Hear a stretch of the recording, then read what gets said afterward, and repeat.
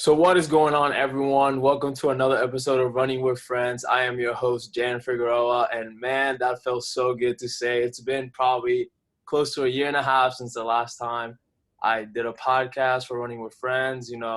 Moved to a new city, joined a new team, started grad school, I started working. I just got really busy, so I was dedicating my time to other things. But now that I have a little more time on my hands, I want to get back to podcasting. And without further ado, today on the podcast, I have Tampa's very own All-American, four-time record holder, Shane Cohen. How's it going, brother? How you doing? I'm good, Jan. I just want to say thank you for allowing me to be on this podcast. I'm really excited. Hopefully, I'll be able to spread some advice to a lot of other people and answer a few questions along the way. Absolutely. So let's get right into it. I feel like a lot of people know you as, like, nowadays people know you as like, oh, that's Shane Cohen, the 800 guy from U Tampa, the All-American. But obviously everyone has a story of how they got to where they are. And your story kind of starts at Lower Moreland High School back in the days. You used to run out of PA. You're actually a pretty good runner, 16:29 to 5K, 4:35, 1600, 158 in the 849 in the 400.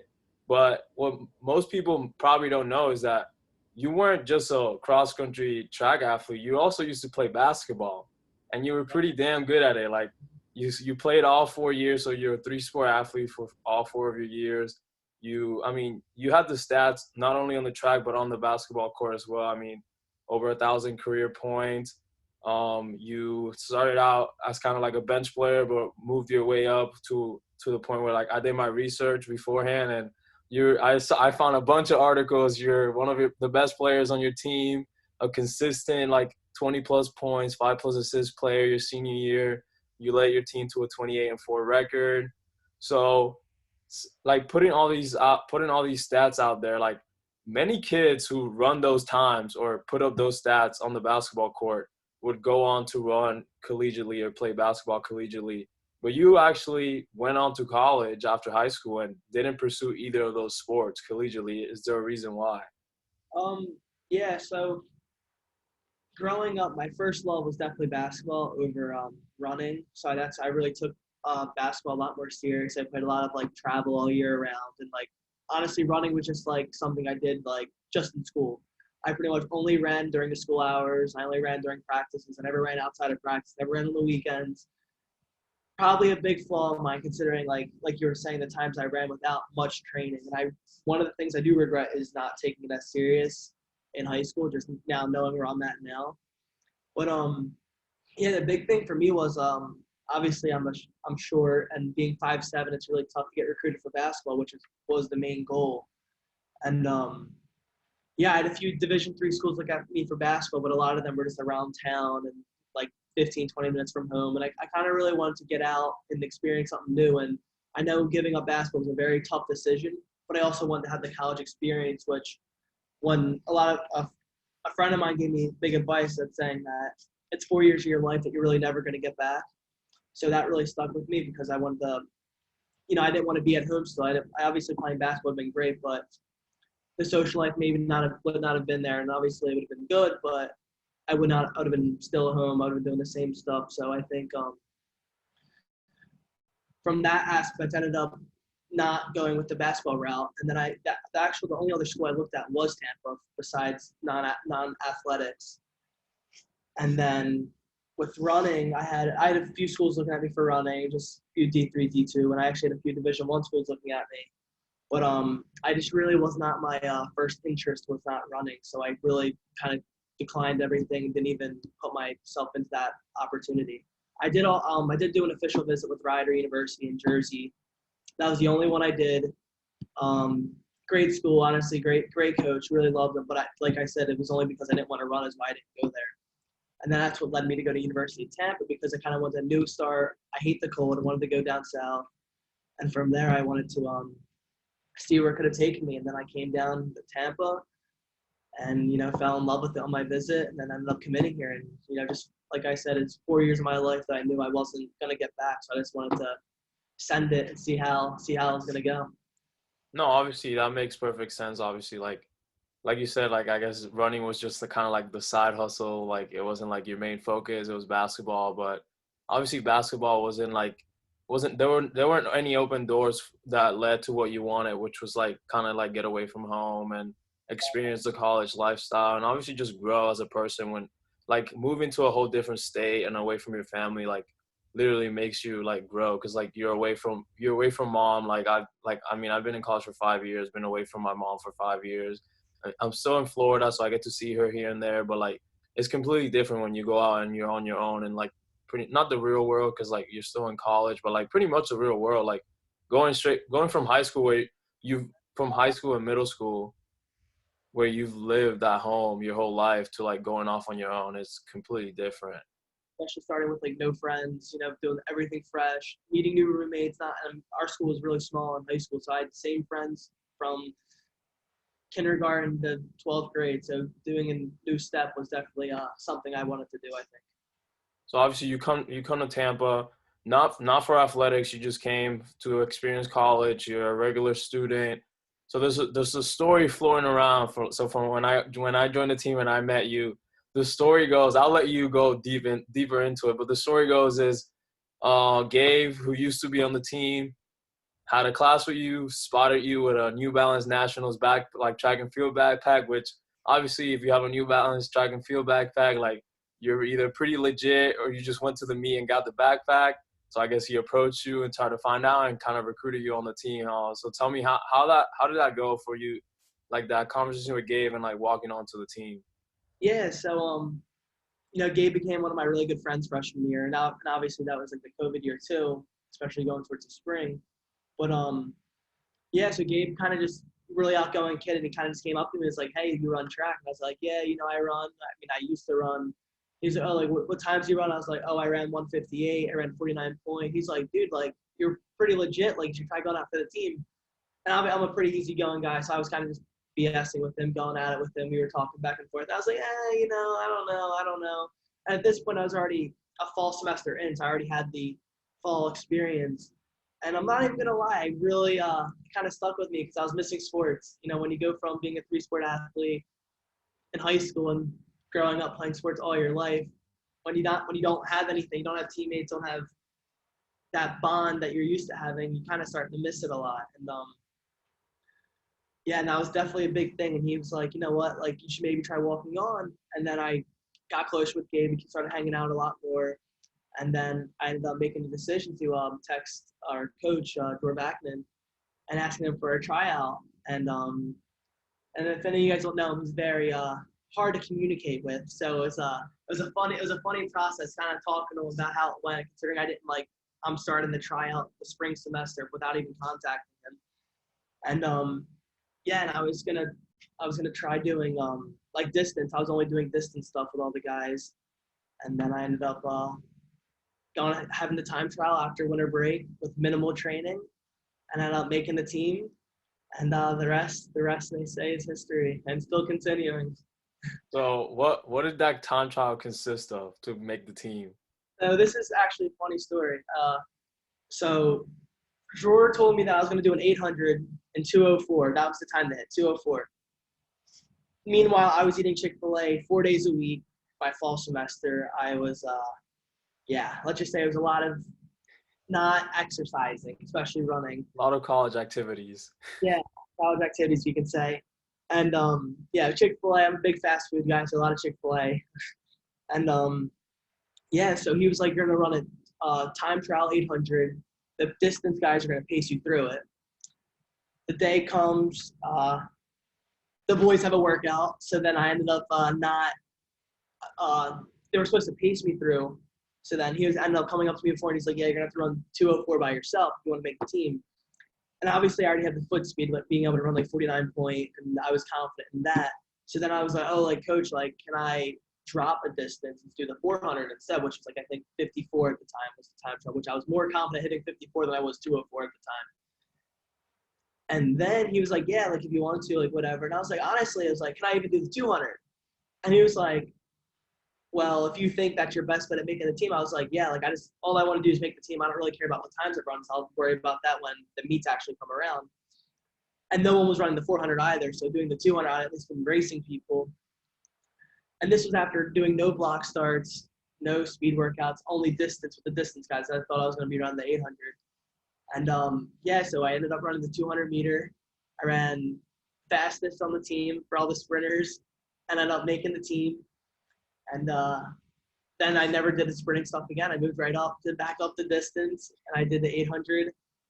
But then I'm sure you'll get into this, but COVID ended up hitting, so I only had 2 meets, and I ran all right. But yeah, that was definitely it's a funny story to tell people because it's a lot of different things were bouncing around at the time.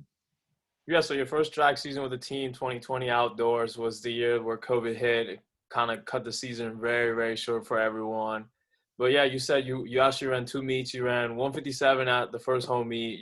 You won. You got first place, and then you ran 156 at the second one. Got third place, and then it was kind of over after that. So like, what was your mindset? Like, what was your mindset like through that whole process, and I guess going into the summer, and like, was there ever any time where you were like maybe this isn't for me, or what, or like was getting back into the sport, was that kind of like a spark where you were like, oh man, like I really missed this, like I can't wait for next year? Yeah, I mean, obviously you're a part of the team. The biggest thing is the boys doing everything with them. I mean, it's just such a good group of guys being on this team. And honestly, I always tell people this was the best decision. Gabe talking to me was the best decision for me because I'm so happy I was able to join the team. And yeah, I mean, and it was really weird going out my first ever collegiate race, not really being in shape and winning. And it wasn't that fast because it was only like a 157, just because it was a smaller meet before like COVID really got started. But like just going out there and like winning and like knowing I can compete at like, you know, any level kind of was a big confidence booster. And then like just being able to see like how close the guys were and stuff, like I wanted to be a part of that because obviously I was the newcomer. So like I didn't want to like not be a part of that. So I kind of really got my stuff together and really focused on cross country and hoping to have a great season. That's kind of what my COVID and summer training was like, kind of get really back into it without like overdoing it, just to kind of start a little plug for the next year. Hopefully be moving with the boys and get a conference championship. So yeah, obviously you come back the next year, you're on the team, you do cross country. You didn't have the greatest season, but like, I mean, it was your first collegiate cross country season. But then come the spring, so this was the first year I joined the team. So like I was with you that cross country season, and it was still kind of like a COVID thing where like we didn't really have a cross country season in the fall. All we did was kind of just train and time trials, and then we had that winter cross country season, like very short. It was like 3 meets, boom, boom, boom, conference, boom, and then it was like straight into outdoors. So outdoor rolls around. You know, you start out the season not too bad. I mean, you didn't run the greatest times you ran, which I mean, I'm not even trying to bash you because you did run fast times, faster than anything I can run. You ran like a 50 point in the 400. You ran like a 203 in the 800, and then all of a sudden it's our first home meet of the season. Everyone's hype, you know, the boys, everyone's in shape. You go out there, and it was kind of set up where, as I remember, it was like you hadn't ran anything under 2 minutes leading up to the home meet.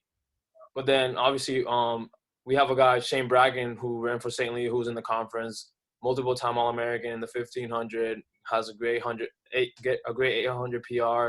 He was coming in, he wanted to run really fast in the 800, and coach kind of threw you in the fire and was like, okay, like I have this guy Shane Cohen, like I think he can roll with you, like you guys should work together. The race is happening. You go out there, you're kind of sitting on him, and then second lap just comes, and all of a sudden it's like, with like 300 to go, you take the lead, and not only do you take the lead, but you start kicking. And it was like, I remember being in the stands with the boys because we wanted to record the race, and it was like we're recording the race, and like we lost track of the fact that we were recording. We're like, holy shit, like look at the clock, boom, 149. It was like the craziest thing, like for like someone who at the moment was still a walk-on to come out at the first home meet, and you were one of the first races that happened. Your race was before the 3K or the 5K, whatever the distance guys ran that night, and you like kind of set the tone for the meet, running a 149, breaking the school record. Which I remember leading up to that track season, multiple conversations in the CAF. We would go through all the records. We were like, these are the records we want to break this year. And I remember we like all like even you like and you can't even say no. We like kind of all agree. We're like, yo, that 151 800 might be the hardest record there is to break when it comes from 800 and above. Like every other record is very doable. That 151 is so legit. And then you just came out and just blew it out the water about 2 seconds. Like, talk to me about that race, like going into it, during the race, and after. Yeah. So just to start back from like how the start of this like that season went on the track. We ran over to Embry-Riddle. Sorry, that track sucks. Sorry to all those kids, but that track horrible. The conditions, it's always windy there. I don't even know. It's rainy there all the time. It's just that East Coast stuff is just not for me, I guess you could say.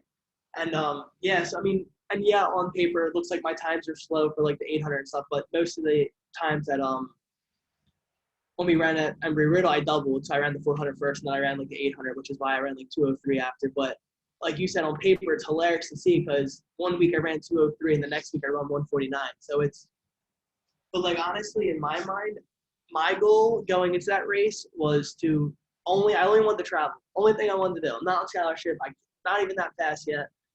All I want to do is travel. 155. That's what coach said. 155. I'll travel to 2 meets. I'm happy. I'm the happiest kid on earth. Whatever you're gonna, happiest kid. And then like, so now it's like race week now leading to our home meet, and our coach pulls me over and he's like, oh, like Shane from St. Leo, he's trying to get paced from 148. And meanwhile, I'm like to try and go 155. I'm like, whoa, why are you even telling me this? This is a whole new level for me. I don't even want to be in this conversation right now. And I was really, at first I was like, wow, like that's a different level. Like I don't even know what the hell I'm even supposed to do at that time. Like you telling me that. And then as we got closer to the race, I kind of started having like, I don't know. I'm just kind of just like having fun with this. I was like, I'm gonna beat him. I was like, I barely met him, so I wasn't really involved with cross country or track, and I didn't really know who the kid was. And I'm like, I'm gonna beat him. I'm like, I'm just gonna roll with him. I'm gonna see what I can do. I mean, if I go through 600 meters with him and die, if I die, it's probably gonna be faster than 155, I would assume. And the race comes, and I can't even tell if I felt good or not. But we went through in like 53, 54, and I don't even know if that was supposed to be fast or not. I was just rolling with the guy in front of me because like that's literally just what I do. I don't really like pacing. I don't like taking it out. I just like sitting. Whatever time it takes me in, whatever time it ends up going through, I'll deal with the consequence. But yeah, so then he ended up rolling, and then I got to like 600, and I was like, shit, I'm close to this kid right now. I think I can turn it up another gear. And then I waited like until like 120 meters, and then with like 120 meters left, I kind of made like a really hard move just to like pound it in. And this I have no idea what the time, so I don't even know what I'm running right now. I'm just kind of out there having fun. Hopefully, I can get a win. So that's honestly the biggest thing for me. And yeah, past them. Everyone's pretty much going crazy because it's our home field. But the funny thing is, his name is also Shane, so everyone's just yelling Shane. And I don't know who all people are cheering for. So it's like, and we still make jokes about it to this day because I still talk to him and be like, you hear Shane the entire time, so you don't know who's cheering for who. And then I came down and like I finished, but like it was like one of the surreal things where you like finish such a fast race that you're like still hype and you're not tired because you're like, what the hell just happened? And then found out like a few moments later I ran sub 150 and I ran 149. It was just didn't really process it how fast it was because I honestly didn't think it was even possible.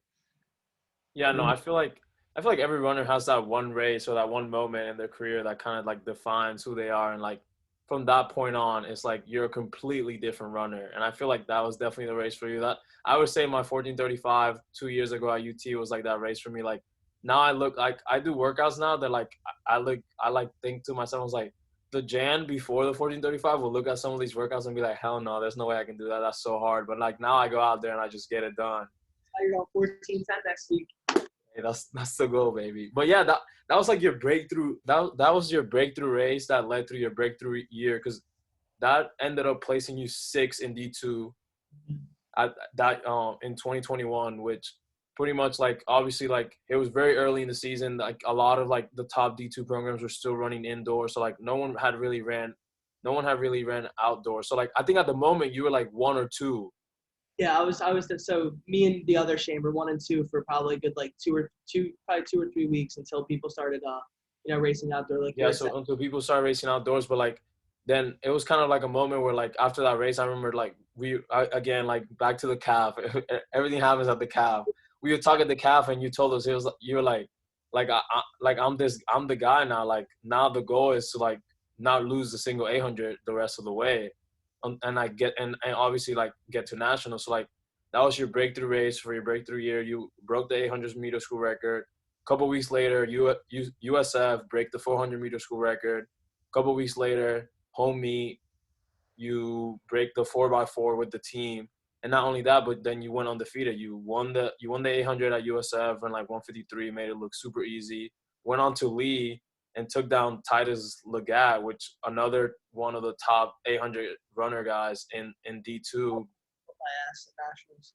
Beat him at his own home meet, and then obviously like it's like kind of like a fingers crossed kind of game where you're like I'm hoping like and not I'm hoping that not like 12 guys come out and run faster than 149 because then that bumps you out and you don't make it to nationals. But obviously that year only 5 guys ran faster than you, so you automatically qualify for nationals. So talk to me about like obviously like a couple of things I want you to touch on. Obviously like knowing that you made it to nationals, like literally, I guess like you can call it your first year, your first season with the team because COVID year was kind of like not really a full year. First season with the team, you break the school record, you make it, you automatically qualify for nationals, and then also like, what was it like? Like obviously like our season ended in April. Your season ended like almost in June. Like everyone's gone, everyone's going, everyone went home. At this point, like you have nobody to train with. Like not that we were any help anyways, because you would drop us in workouts like it was easy. But at least you had bodies to like either chase or people like right behind you where you knew like, oh, if I have a bad day, like a guy like Jan or a guy like John Gills is right on my ass. So like I need to bring my A game every day to practice. How was it like leading up to nationals, like training and just your mentality? Yeah, yeah, I mean, going back to like the leaderboards, it was obviously I didn't hit the automatic time. I was half a second off, so it was like me and coach really got close throughout that season because it was like me and him were together. Like, shit, am I gonna move out of this list? Like how fast can people seriously run? Like, and it's like one by one person gets ahead, another person gets ahead. And you're like, shit, like I dropped down to 5 now, but But then it finally started slowing down a little bit. People, once it got to people's conference meets, I was like, all right, like I think I got it because obviously conference people are doubling and tripling. People just want to go for the win. Yeah. I knew if I can make it to conference, hopefully being in the because I heard they're taking between 13 and 16 people I think for the 800. Like I think I'd be like okay because like I said, not many people run faster after that. And so that was a really fun and scary process. Just like hoping, really, I'm like obviously the whole thing was so new to me, but like hoping I would make it, hoping I would not get dropped out of this rank for not hitting the automatic. And then going towards the training aspect, I mean, yeah, it was definitely a very boring thing, like not having any of the boys there because they were definitely I mean, for me, like they were the biggest part of this team. Like running with them, being able to BS with them, cool down with them. I mean, they're the boys. That's kind of what I did every single day. And not having them for a whole month really sucked. I mean, I had John. John, I'm happy for that he stuck around and was able to work out with me a little bit. But like you said, it's tough running stuff by yourself. And, obviously he helps. I mean, better than running alone. I mean, it was great having him there. But it definitely got a little boring and lonely when it's just you, your coach, and one other guy that you pretty much see every day. But I mean, everything ended up working out. It was a process for sure, and I wish I never got COVID because that really sucked. That put me back 2 weeks. Yeah, I got COVID like literally as soon as the season ended. Like I missed the last meet. I'm sure you're Right. It was like right before UNF. I remember I was already at UNF because only a few of us went. Like it was just like me, you, Trevor, Anna, and I think Zoe were the only ones that went to UNF at the end of the season. And then I was already up there. I think most of and then because I had the 5K that night, and you were coming for the next day because the 800 was the next day. And I remember you calling me. You're like, "Yo, I'm not coming." I was like, "What do you mean?" He's like, "Yeah, dude, I got COVID." I was like, "Bro, no." Like this would have been like another nice shot for you to like run like a fast time right before nationals. That would have been it. So I was going against like Tim Doyle and all the UNF boys, and I think I definitely can roll with those guys. So obviously times speak for themselves. But yeah, I mean, we had the race like Friday. We had a race like our home meet. I ran through it. Didn't really run that well. Monday I got tested for COVID, for the PCR COVID. It wasn't even rapid tracing. For the meet that was Friday, that was the UNF meet. And then coach calls me up on Thursday and he's like, dude, you tested positive. And I'm like you said, I'm for the one of the 4 guys running. So we're the only ones that got tested. And I'm the only one on the team that got tested positive. Everyone else tested freaking negative. I was or wasn't sick. I mean, I wasn't even that sick. I had like a little sore throat. I would have ran through that if I had to, but only freaking kid that got it. And I tested positive. Everyone got sick in the beginning of the year, and I got sick literally a month before nationals. So especially leading into probably the biggest race of the year for me, like at the UNF race to get the good competition and stuff. So it really was like a mix of emotions that week. That's the least to say. No, yeah, I definitely remember telling you too. It was like, dude, honestly, this sucks, but better now than to test positive before nationals. Because you test positive before nationals, you're watching nationals from home. Yep. No, that's obviously you go on to nationals. Nationals was in Michigan, right? Grand Rapids. Yeah, There. I don't know why you would even want to go to that school. Besides that, their program, Grand Valley is a sick program, but like, it's cold, it's cloudy. Big difference in Tampa, I'll tell you that. Yeah, so obviously, like, it was 2 rounds, right? You had to get through the first round to make it to the final. Yeah, so there's a prelim and a final. They took the top two in each heat, and then the next 4 best times. So I guess 5 best times, because there was 9 of us in the final. And yeah, obviously this was my real first taste of like strategic, legit racing, and running in that UNF meet probably would have been able to have me handle that a little bit more. But it was definitely my first taste of, and the only kid I ran against was the Lee kid. So I didn't know anyone. I did the whole trip by myself, me and coach. None of the other boys were with me. COVID's still coming, so you still have to wear a mask everywhere. It's cold there. It's a lot different than Florida. A lot of these people are used to this weather, but obviously in Tampa, it's 90 degrees and sunny, especially in May. But when I got to Michigan, it's like 50 and windy and rainy and cloudy. That's why I'm here. It ain't Florida. That's why I'm in Florida. So yeah, talk to me just like about the race, like your mentality going into each round, and then just like the final and how you felt about it afterwards. Yeah, so going back to when I raced Shane when I first ran 149, like I kind of gave me a very big confidence of, well, first I was kind of like a little down just because I obviously had COVID. It put me back. Workouts are really shitty coming back just because obviously when you kind of stop running for like a week or doing like half-ass runs because, there's only so much you can really do. Workouts are a little bit tougher. The goal paces were tough to hit. Workouts were kind of just like, they were just, it was harder than what it should have been, to say the least.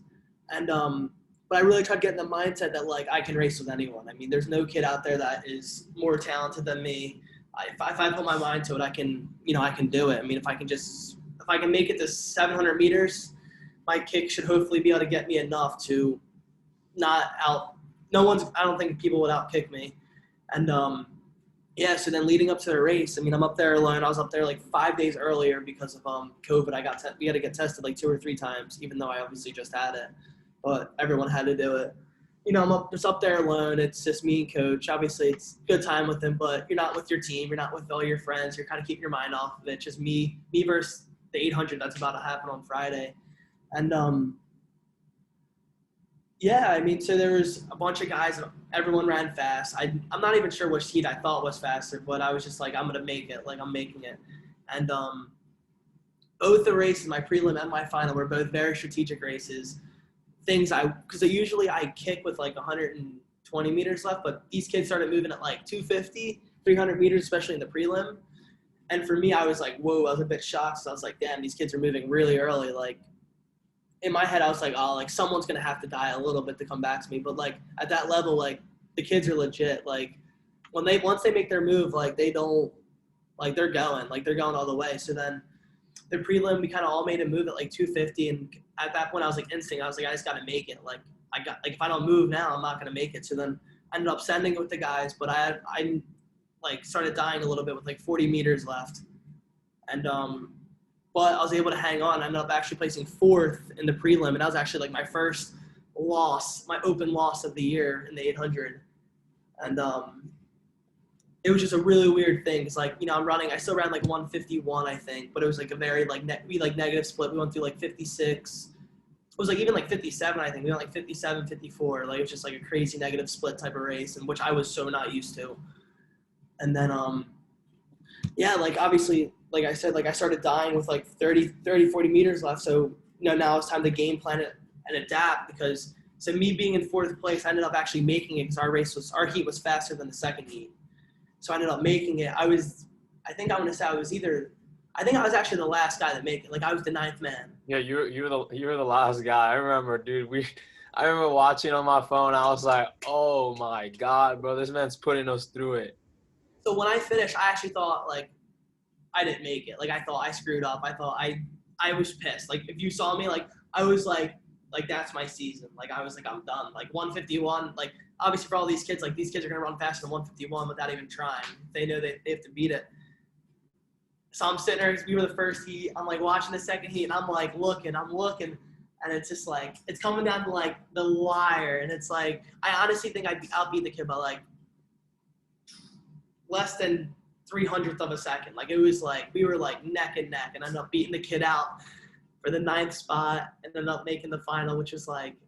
And at that point, it was like I have never even raced back-to-back days either at the time, because I've obviously only raced like at one event at a time, 2 events at a time. And especially at that high of a level, running 151 back-to-back was kind of in the back of my head, but I was kind of just trying to flush it out and move on for the next day and adapting to what the top 8 E2 runners in the country are about to do. So yeah, obviously you go out to the final, you finish 9th, you get second team All-American. Obviously disappointing for you, but everyone back home is super happy for you. Like this is like a huge accomplishment, not only for you but for the team. Like you kind of put the team on the map that season, and not only in Florida but like at the national level. So obviously fast forward, you kind of okay, like the race is over. Like now it's time. Now that I feel like it was kind of like you got that taste of success. You got that little taste of success. Now it's like, oh, now I know. Now that I have a year under my belt, I know like what I need to do to prepare for next year. So I feel like going into summer, like you took summer training so much more seriously than the summer before, like way more seriously. And then coming into cross country season, it was like your goal was you wanted to be number 1 man on the cross country team, which Even not even being cross guy, it was like that was my goal. Once I got a taste of. Obviously, like you said, I got the taste of success of making it to nationals and, like, obviously not even being in the radar of what I wanted to do. But then I got the taste of losing, which really humbled me up. Like, that I wasn't just this invincible kid that can roll with any kid. Like, I got to really get my shit together and grind it. From there, I was like, I'm not losing another race. I'm all in right now. And so I started grinding for cross country. So obviously a lot of top middle distance guys kind of like either – just train through cross country, don't really race cross country, or like they race it, but like they don't really take it as seriously. But for you, it was like a completely different mindset. It was like, no, like I'm taking summer training seriously. I'm busting my ass, and like I'm taking this cross country I'm taking this cross country thing seriously. Like I don't just want to be known as Shane, the 800 guy. Like no, like I want to be known as Shane. Like this, like I just want to be known as a good runner. Just I don't want to be categorized as just like a middle distance guy. So you came into the season. I remember, dude, we started the season and like you were like, yeah, I'm gonna be number one guy, and like obviously we're all joking. I'm like, I'm telling the boys, I was like, dude, if you lose to Shane in the AK, you should be ashamed, bro. You should be ashamed. But we start practicing and like, dude, we're doing like long tempos, like 7-8 mile tempos, and you're rolling with us and sticking with us. And I'm just like, hold up, bro.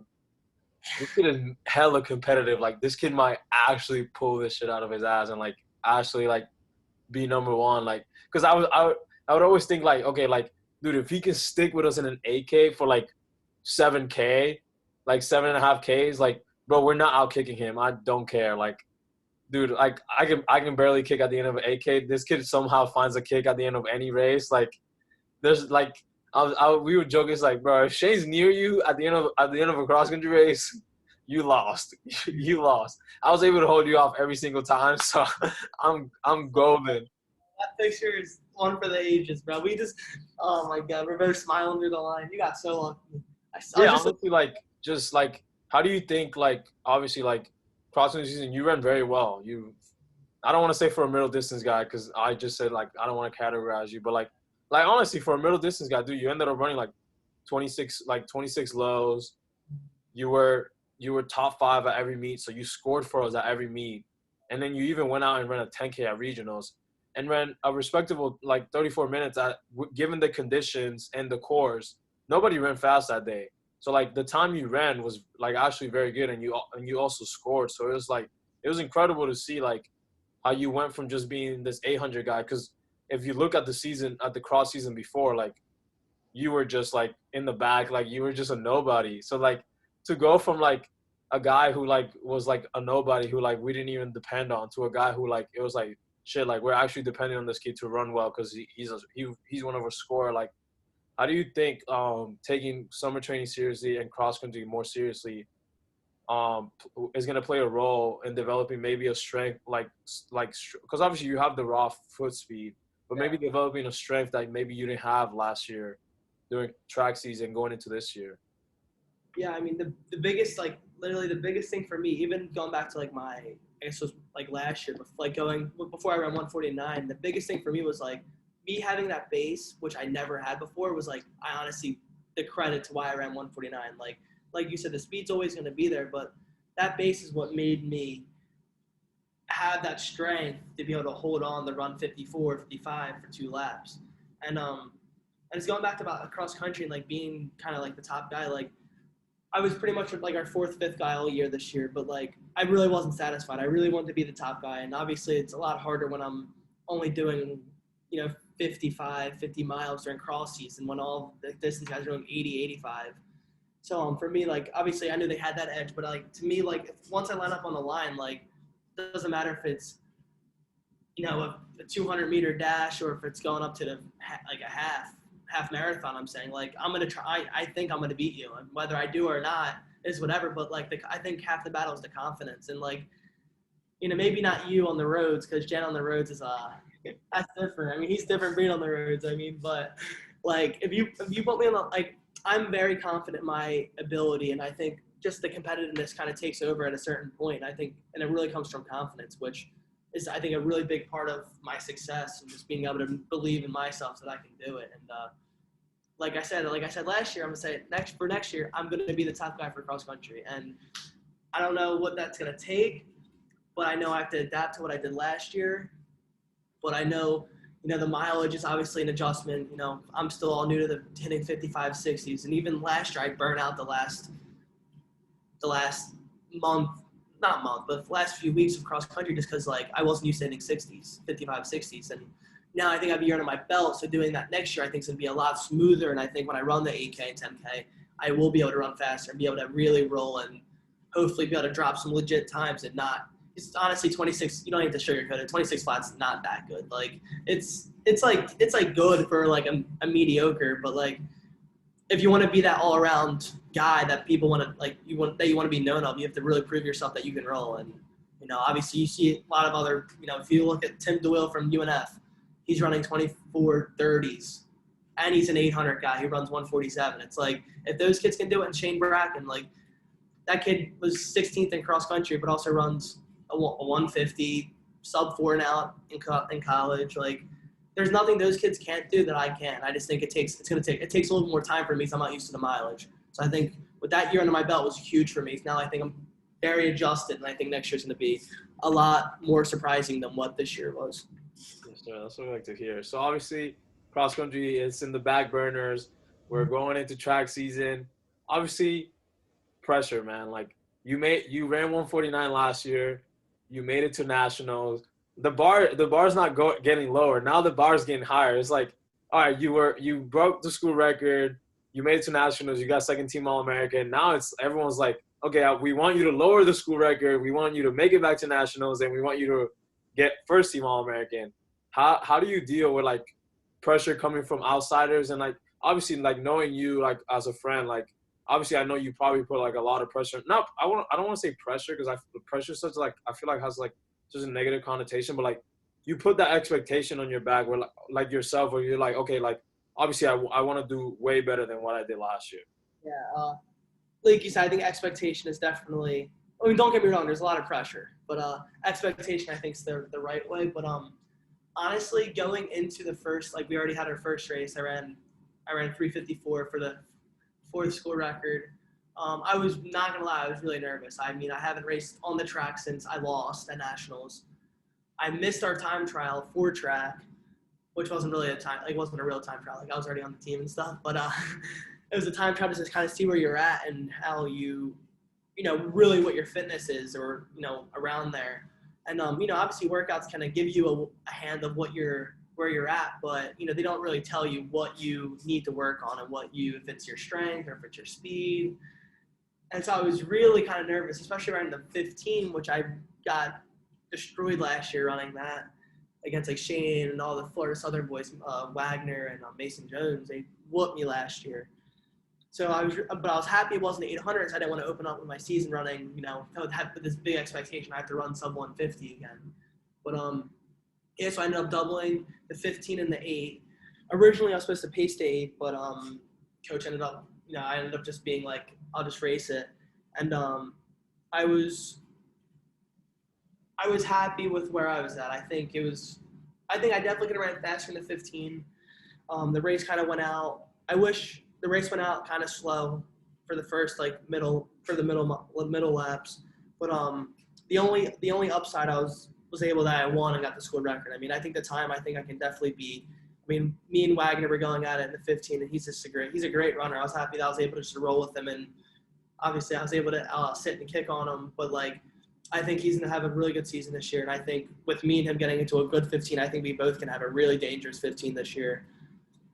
But honestly, the most impressed thing I think I was with that meet in general was doubling the 800 after, because I didn't know how I was going to be able to react to the speed difference of running from like 62, 63s to then running like 55s and try, you know, running like whatever I was trying to run.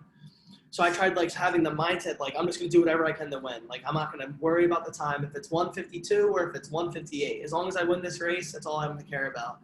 And I was able to actually double and run 153 like an hour later, which I thought was more impressive because even though the time wasn't there, it lets me know that I have the speed and the strength right now that I need to keep working at to succeed when I run this next 800, which hopefully will be very fast because I'm running it fresh.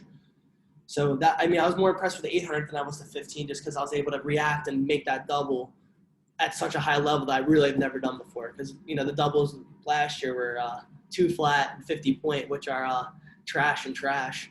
So it was nice. It was nice to have the nice double from 3:54 and then come back an hour later and run 1:53. And I even split it. I went 56:56, which is also I was impressed with and happy. Yeah, so of course, yeah, you missed the time trials. Shane forgot to pay for his tuition, so he was ineligible from the team for one day. One day, and the one day was the time trial. So, kids, all I can say is pay your tuition. Don't want to be ineligible for the time trial day. But obviously, you open up your season, a great season opener. I mean, you go out and run 3:54, you break the school record. You follow that up with a 1:53, and then you anchor the 400, run like 50, 51, something like that. So like obviously it tells you that you're obviously there like way much. It's like an interview where I watched a couple of weeks ago with Cole Hawker where he talks about when they were trying to break the American mile record, and he was saying like me and Coop ran 749, 747 in the 3K, and then went out and ran 350. This year we opened up with 739s. So it's kind of like the same thing with like your season, the start of your season this year compared to the start of your season last year is exponentially better. So that can only mean that your 800 is gonna be better. Hopefully, like obviously, like that's the goal. So like obviously, like great season opener. So like what's in the future? What's coming? Like what meets are coming? When are you opening up in the 800? And then when do you think you'll get another stab at the 1500? Yeah, so I mean the main goal for me, which I think is a big kind of lay off the pressure of everything, is just like instead of worrying about the time, the goal is just to not lose a race. So in that way, you're not worrying about racing the time; you're just racing the win, and kind of had that competitive mindset, which kind of makes it easier to run. And I honestly think it's the biggest advice for anyone listening, because if you're worrying about the time, how many people worry about a time and then run the actual time? Usually, it never ends up happening like that because either you're in your head, there's race conditions, whatever it may be. But if you run the win along the way, you're probably gonna get into a fast race where it drags you under anyway. But yeah, so I'm opening up the 800 next week, and our Tampa's another home meet. It's a distance festival. We're having a pacer take us through in like 52, 53, and hopefully I can really adapt to that, which is obviously a lot faster than 55, 56. And hopefully I'll be able to run, hopefully a fast time and come out with a win on top. And yeah, I mean, there's definitely some big meets on the radar. I mean, we're going back to Lee University again, which is in Tennessee. That was a great race. That's where I got my first taste of running against Untitled and a lot of good guys. There was 4 of us within 75 meters left in the race, and all it came down to a sit and kick. We all ran within a second of each other. There's the 2 UF meets, which I'm not sure if we're going to be able to get into or not because COVID, and they're only letting SEC teams go into that. But my coach is going to try to get me into that and see if he can put me in his own attach because obviously, UF has, Florida Relays and Mountain Dew. They're very great races, and no matter what it is, they're going to be fast. Even if they're fast every year. And then we run a USF one race. We're going to UCF for one. We're going to UCF in a few weeks, which should be a pretty fun one. I mean, I know there's a lot of competition. And then we're ending the season with kind of like I don't know if it's a last chance meet that they host, but UNF's doing like a last chance meet. So if I do not end up hitting any qualifying times, hopefully that race will for sure succeed that because, obviously Tim Doyle, I'm sure he's going to have another great season again. I'm sure there's going to be a lot of good talent that are going to want to try to hit that D1 regional time to get them into that, which is obviously going to push me along if I can get in that race with them.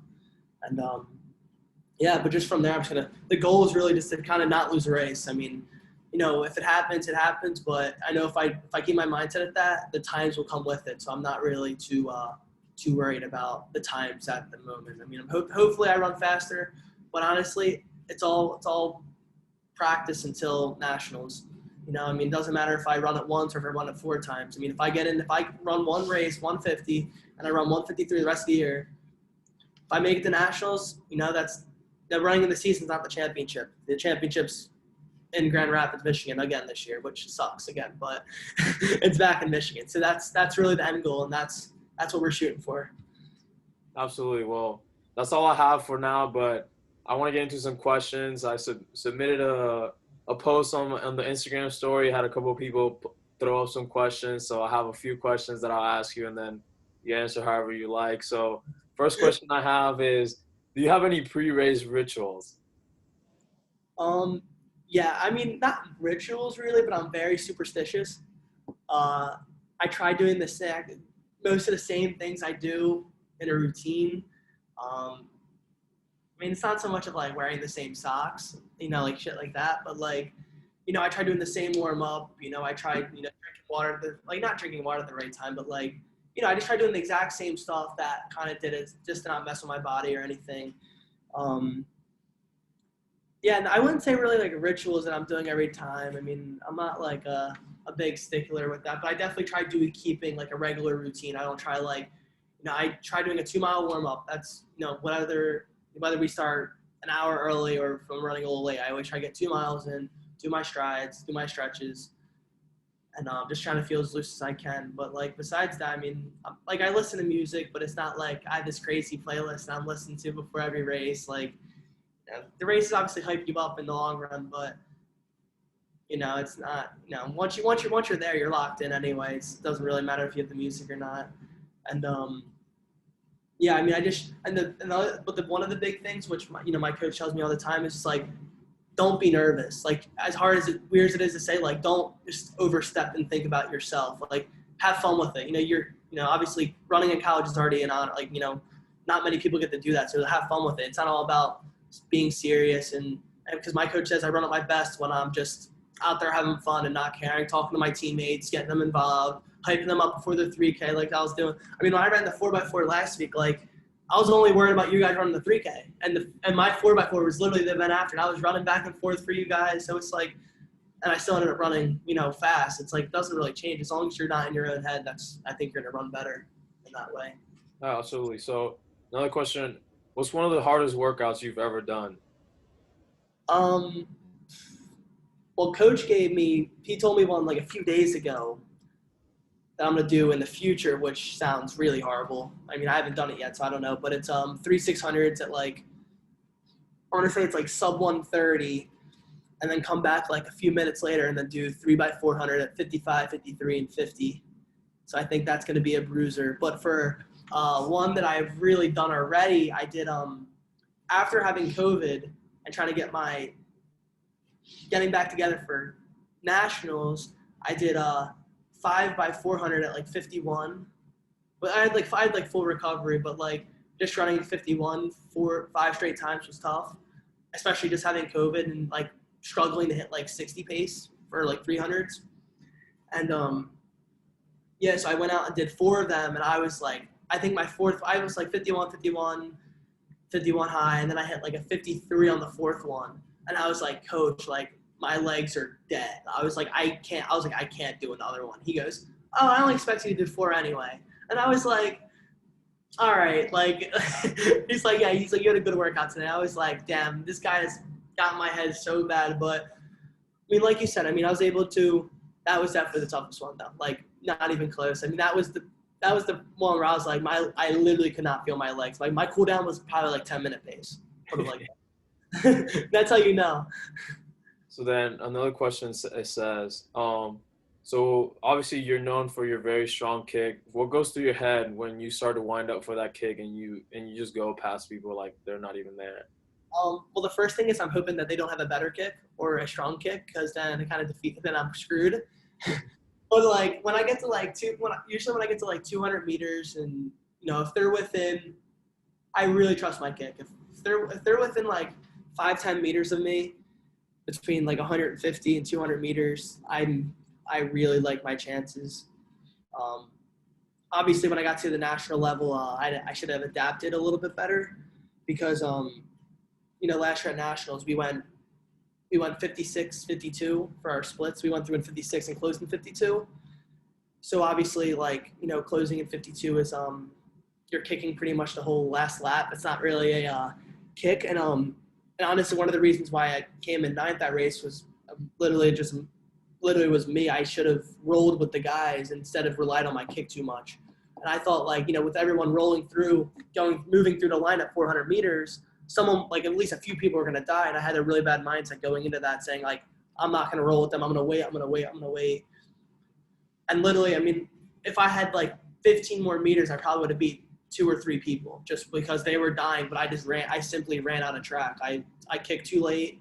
I made a strong move. I was definitely catching people, but I just, like I said, I kicked too late. Everyone got a little too far ahead of me. They got like probably like 10, 15 more meters ahead of me with like 150 left. And, they were able just to pull off. But like, if they're closer, I like, with like 200 meters left, I'm kind of like, I like my chances, and that even translates to cross country too. So, what's the school record you have not yet broken that you would like to break? I think my only chance, my really best chance I could have hit, I think was the race when I broke the 15. I think my best bet would have been the 3K. So it was only like 8:34, and Jam was in that race. He had a great race. But I think 8:34 was probably my next best bet. I think with a little bit of strength, I would have been able to run that. But I ran the 15 instead and got that one. And obviously, there's no 3Ks outdoor, so I don't think I'm gonna have a shot at that until next year. And coach just won't let me ever run the 5K. I'm trying to take me to Raleigh, but the standard's 14:40. And obviously, I've never ran a 5K before, so don't think that one's going to happen. So when I run the 200-meter dash, I think I can take that one. It's like 22.5. I think I think I have a shot at that. But the problem is I never run it fresh because I usually run the 400 before. So I usually run the 400 and then I'll double back around the 200 because it's like my speed. It's like my speed workout day, but really it's like a meet. And so if he gives me a chance to run the 4.2 at like one of the meets, definitely the 200 is definitely the goal I want to hit because I definitely think I can run 22.5 just based off of like speed, not even have to do with strength. And yeah, so I would say probably the 200, which is crazy to say. Oh, that's funny because I submitted a question myself, and my question was, if coach gave you a fresh shot at the 3K, do you think you can break the school record? Yes. Well, George, if you're hearing this, Shane's coming for you, boy. I think underratedly 8:30 is, it's okay. It's not too crazy. I think if I, instead of doing speed, if I did a little more strength leading up to the 3K, I think I would have a lot better shot. But I think only doing speed the last 2-3 weeks would have been a lot harder to roll, 2 miles at like 430 pace. Yeah. 428 pace. Yeah, I definitely think I can take it down next year if I get a No, shot. I definitely think so. I mean, dude, you just split 354, and I definitely think you can run faster. And 354 converts to like 410, so you can easily roll through in like 435, and that would probably feel like a breeze. So but next year for sure. Next Okay. year. How do you keep your discipline going to keep breaking records the way you have? I think that's kind of where the competitiveness takes over. But like we were kind of saying, I think I'm running out of things to go for. I mean, because there's only, obviously there's only so many things I can get. But yeah, I mean, it's kind of just about keeping a competitive attitude. I mean, it's not so much worrying about the time. Like the time, like I said, like when I ran 354, if I were to lose that race, I don't break the school record. So I think keeping that winning mindset, because I only outkicked Wagner within the last like 50 meters. Like if I don't outkick him, he ends up beating me. He runs 355 and I run 356, which is obviously still a huge PR for me, but like I don't break the school record. So I just think having the racing mindset of like going out there and trying to win every race rather than obviously if it's suitable to win the race. I know the 5K is a little bit longer and if a kid runs a lot faster, it's tough to adapt. But like for like the middle distance, like if you run like me last year, if you run 2 flat and you run 150, I mean, obviously there's a big gap, but like it's the mindset. I mean, you have to have the confidence and you got to know you can do it. You have to believe in yourself. And I think that's the big part. And I think, I mean, at this point, it's just, I'm just trying to win every race. And I think that's how the school records kind of came along with it. Absolutely. We have a couple more. Someone asked, so basically when you're not training to break records or when you're not at school in class, what do you like to do in your free time?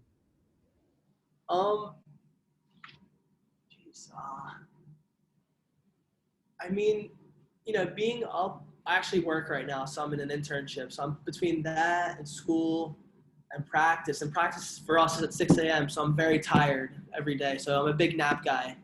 So I don't drink caffeine, so I make sure I leave time for my nap.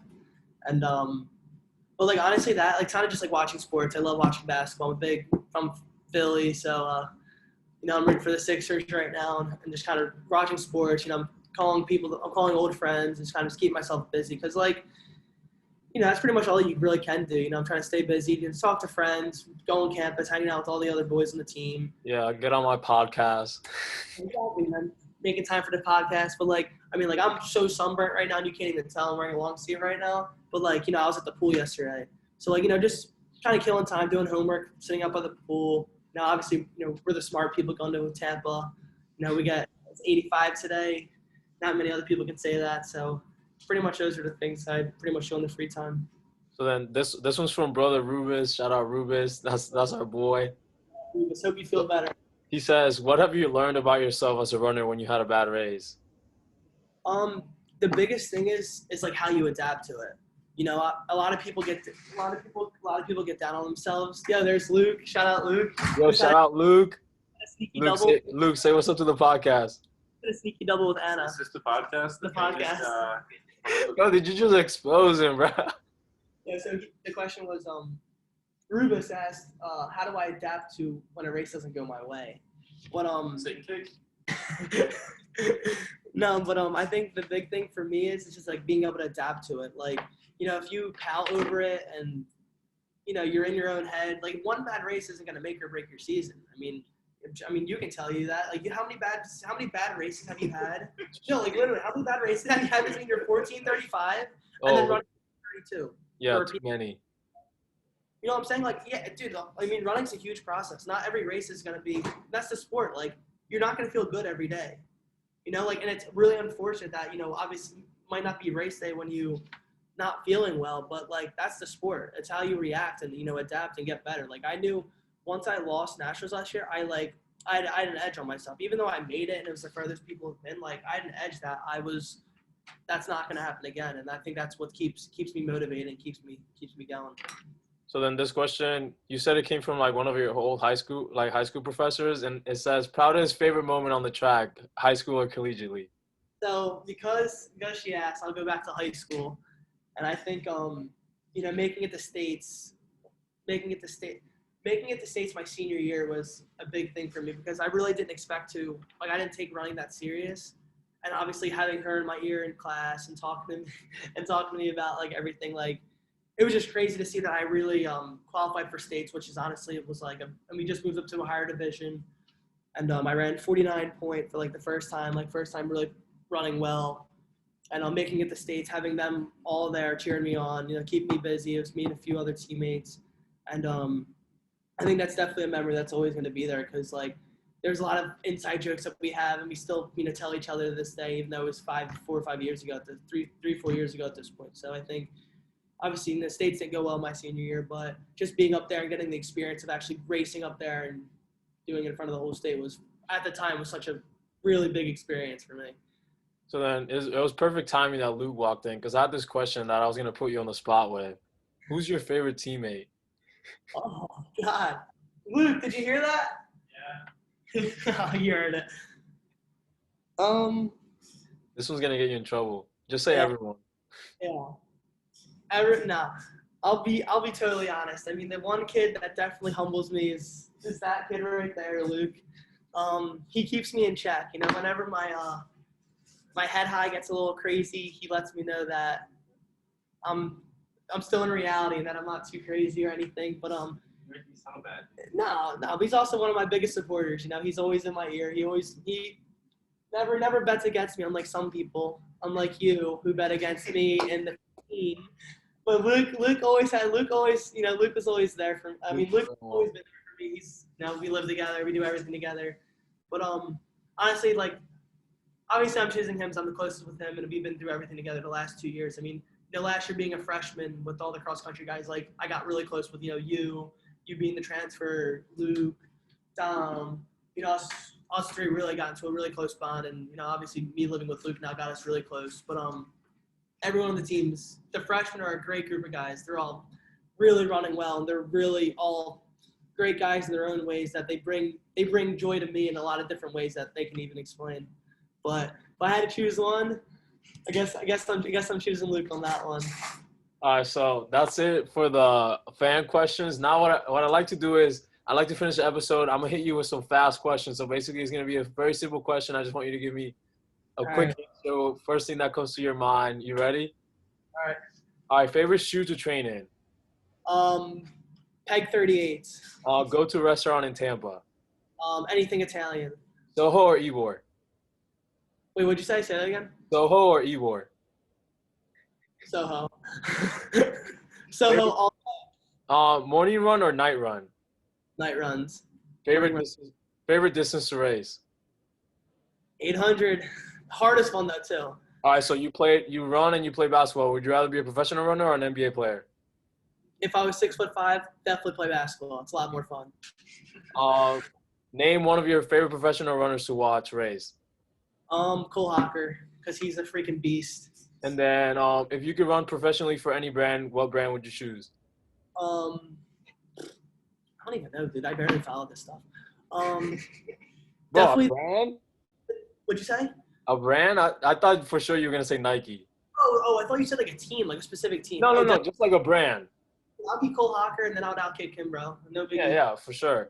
So then, final question. This one's for the ladies. Are you single or are you taken? I am single. Call me 215-570-7590. There we have it, folks. That's Shane Cohen, All-American from University of Tampa, four-time school record holder. Before I let him go and let him say whatever he wants to say before we close out the episode, I just want to thank our sponsors, Totino's Pizza Rolls. If you know, you know. You know. Yeah, they're definitely the go-to late night snack. Just want to say thank you for allowing me to be on the show, the podcast. Hopefully the kids, the people learn something from this, and I'm happy to be there. But like, if there's one thing that you can take away from this whole thing, it's definitely that don't lose confidence or motivation. I mean, if it's not your day, if it's not your week, there's always better. Like we always say, there always can be worse. Always can be worse. That's pretty much our go-to. And if once you start believing that, everything starts clicking because you're the only one that knows your body, and you'll be surprised at what your body can do. Yes, sir. Well, I appreciate you for coming on, and this will drop tomorrow, and I'm excited for it. I go out there and win that Gasparilla 15K. Yes, sir. For the boys.